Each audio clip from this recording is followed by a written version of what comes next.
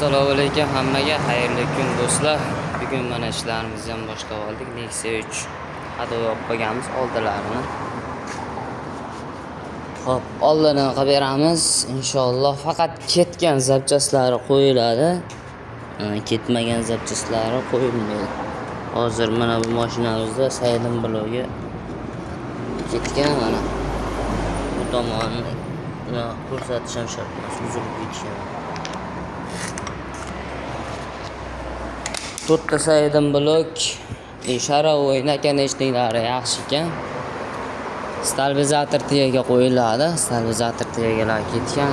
Amortizator chashka amortizatorlar qo'yiladi. Hozir zapchaslarni qo'yib bo'lgandan keyin inshaalloh nech pul ketgan xarajat, общий nech pulga bitishini ko'rsataman. Do'stlar, mabodo shunaqangi vaziyat mashinalaringda qaytadan ketib, hadovoy ovoz chiqib qolsa, ko'pchilik polni qildiradi. Unaqa qilish shart emas. Endi hisob kitoblaringga, cho'ntaklaringga qarab qilsalar ham bo'ladi. Kimdir bunaqa qiladi. Mabodo eplash kerak bo'lsa, bo'y turiga eplasa bo'ladi. Hamma ishda, motorda ham, hadovoyda ham.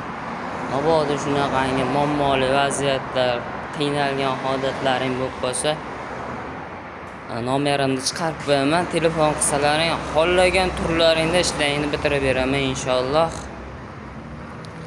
Xudo xolasa